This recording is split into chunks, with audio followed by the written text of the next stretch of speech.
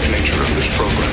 Viewer discretion is advised. You're listening to Odyssey, A Tale from the Road, an audiobook by Christopher Cologne. All rights reserved. Any resemblance to persons living or dead are purely coincidental. Chapter 13. Farmer Neil wasn't dead. He was very much alive. He was more alive than I had ever seen him in the short time that I was in his presence. He was looking at me like a madman, his face contorted in a scowl that would shoot flames from his eyes if he could. I had seen that look before, on the face of Gabby and the Ciccone family goon. I'm sure it was the look on the face of Arnie's man that decided to take potshots at the undercarriage of the caddy in hopes to kill anyone who might have survived the crash. It wasn't a good sign for me. It meant that I was about to get my ass, or nose, kicked. "You kissed my daughter?" Farmer Neil asked with venom pulsing through his frail veins. "What?" I was still dizzy from having my head jerk forward. "Did you kiss my daughter, you spawn of Satan? Answer me." "Huh? How did you find out about that?" I was admitting everything with that response. "I overheard one of your demonic minions mention it." Farmer Neil had pointed to the open window panel that was behind our heads. Any conversations the guys might have been having, Farmer Neil heard it all. I was asleep, so I had no idea what was going on. If I heard them talking, I would have closed the panel or would have had them change the subject, just to avoid a situation like this. They didn't realize that he was hearing every word they said. The guys could be graphic when we don't know people are listening. They had pissed him off. He continued. "One of them said that when they got out of the shower they saw you and my daughter fondling each other. In my dining room nonetheless." "Corey. Wait. Fondling? No, we were kissing." "So you admit it?" He interrupted. "How dare you take advantage of my daughter like that? I bring you into my home. Feed you, allow yourselves to get clean, give you clothes, and this is how you repay me. No. You don't understand. She kissed me. And now you are going to lie to me. I turned a blind eye to your sinful ways. I thought maybe you were ready for salvation. I can see that I was wrong. You go out there, with your band of hellions, and you sing the praises of the devil. I'm familiar with your diabolical music. You lead people away from Christ, and in return, God has turned his back on you. Andy, you are no different than Arnie Ellis. You are both stained with the blood of innocent, hard-working people, like my family. You have to let me explain. I never meant to." "Silence, incubus. Get out of my truck and take your imps with you. You better pray that I never see you again. Don't you dare ever show your face anywhere near my property, or I will send you to meet Lucifer, your master in hell. You are banished. And to think that you tried to poison my family with your tainted blood." Now I was offended. Not because he was calling me Satan, but that he thought I wasn't good enough for his daughter. Little did he know, that his daughter wasn't as innocent as thought she was.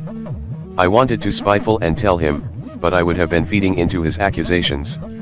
He wasn't in the mood to hear my side of the story, anyway. But I had to say something. "Oh, so it's okay that I play your charity case? I could be some soul you save? But I'm not good enough to be your son-in-law." I don't know where I was going with this question. I just wanted him to see what a hypocrite he was being. Damned right. I couldn't have the likes of your kind, polluting the heart, soul, and blood of my daughter, with your demon seed. That's an awfully Christian-like attitude to have. I wanted to kill him with kindness. "God bless you, sir. Don't you take God's name in vain. You cannot invoke the Holy Spirit, because you have no soul to save. Now, you and your unholy trio, get out of my truck, before I truly do the Lord's work, and smite you with an ass full of buckshot." He started to reach under his truck seat. I wasn't surprised that he was packing a shotgun. His type usually did. Usually, it was for wild animals, and in instances like this, overly amorous suitors of his daughter also. Like Corey, I wish Neil understood that I had nothing but the best of intentions with Holly. I knew she was off limits. I tried to keep my distance. She was using me to send a message to Corey to leave her alone. I enjoyed kissing her. She admitted to enjoying it also, but it wasn't my idea. Why was everybody out to hurt me? I can't be mistaken, and I'm sure I'm not being paranoid. Why did every person I meet wants to do me bodily harm? I couldn't even trust my fellow bandmates. What did I ever do to be treated like this? Maybe Farmer Neil was right. Maybe God has turned his back on me. All I've ever wanted to do is play music and meet women. Meeting one woman in particular, Penny, was my biggest dream. She encapsulated both of my loves of music and people who possess the Y chromosome, the femininely inclined. People looked up to me, but I looked up to Penny. Who did Penny look up to for guidance and support? It's funny how that hierarchy works. Even your idols have idols of their own. I had no time to think about idols. Before I knew it, I was staring down a barrel of a shotgun. Add one more point to the list of times I've had a weapon pointed at me. Without making any sudden moves, I got out of the truck. My bandmates were banged up, and they heard the whole exchange through the truck's open panel window. Once again, none of them came to my defense, even before the farmer pulled the shotgun. They were waiting for me on the side of the road, like a bunch of lemmings. The farmer rested the shotgun in the open passenger window of the truck. His weak arms couldn't have extended that far with the weight of the shotgun without some help. He spoke to all of us, and just to make sure your evil little friends understand, they are banished, too. All of you. Do you understand? You may speak of God, but you speak with forked tongues, and I will not tolerate wicked snakes in my heavenly household. I was already out the truck. He wouldn't shoot, unless we made a sudden move. But I decided to ask one last question: whatever happened to love thy neighbor? Boy, if you lived next to me, I'd call the movers, then I'd burn down my own home, just so nobody else would be subjected to your hellish infection. You and your band have an eternity of damnation awaiting, when you die. There is no rest for the wicked. With that, as to make add punch to his final statement, he revved the engine of the beat-up old pickup truck. He slammed on the accelerator and threw the truck in ferocious U-turn, heading back the way we had just came. The engine's wheels spun so wildly that they kicked up huge clouds of road dirt. For a moment we were encased in the thick wave of dust, trying not to breathe it in. We couldn't see anything. We just heard the engine of the pickup melt in the distance. When the dust cleared, it was just us. Alone. On the side of the road, with no sign of life as far as the eye can see. We were lost, yet I had the strange feeling that we had been here before. All these damned wheat fields looked alike. When you're out here in the sea of wheat fields, you miss the small things like building and houses. Something that would resemble a sign of life. Out here, death just sat around waiting for you to give up. So he could collect your soul. I wasn't going to give him that satisfaction. I wasn't going to give up. I was going to get us home. Then I looked over at Corey. He was just standing there with the stupidest look on his face. It was a combination of smug satisfaction and defiance. He looked happy that we were kicked out of Farmer Neil's pickup truck. Whatever vindication he felt for having me humbled, was all for nothing. We right where we started. He was there with me, in the middle of nowhere.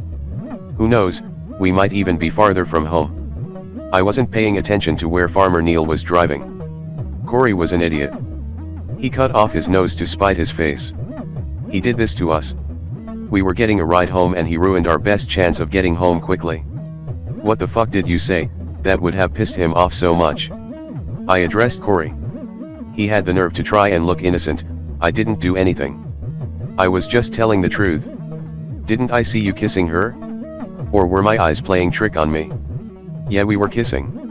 What fucking business is that of yours? Did seeing us kiss hurt your little fragile ego? I was so upset. You think you're such hot shit, Andy. You're not.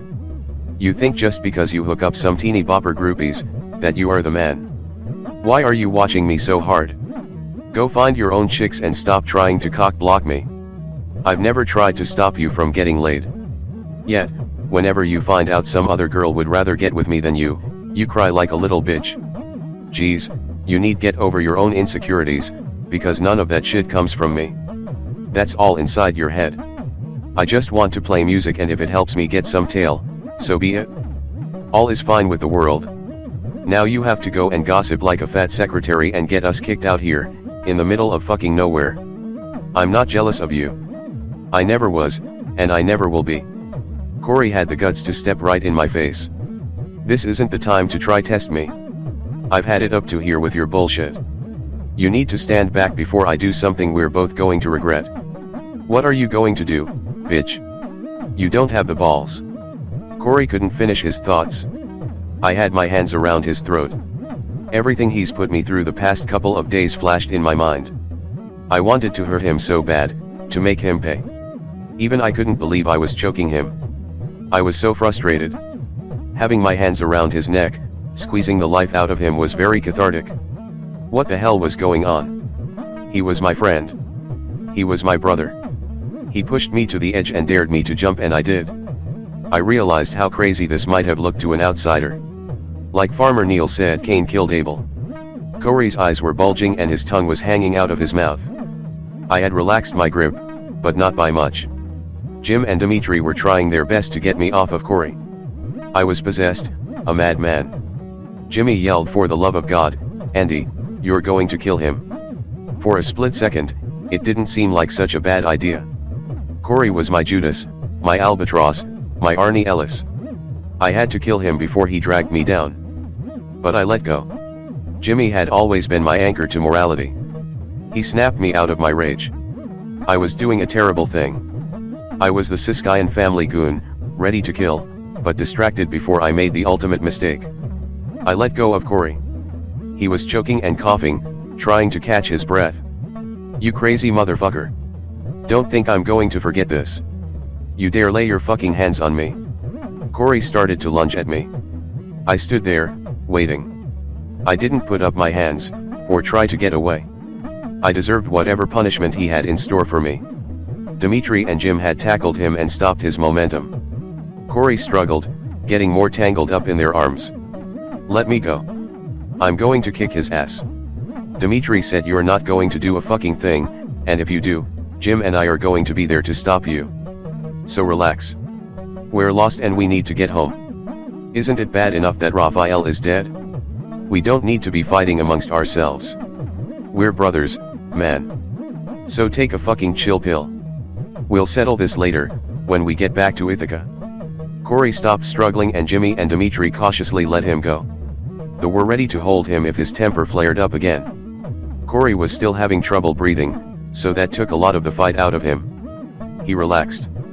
The guys, including Corey, faced me with an expectant look in their eyes. They were waiting on instructions from their commander. Once again I was being called upon to guide them. Let's walk, and we did, for a long time. Please visit twostrangersonePodcast.net.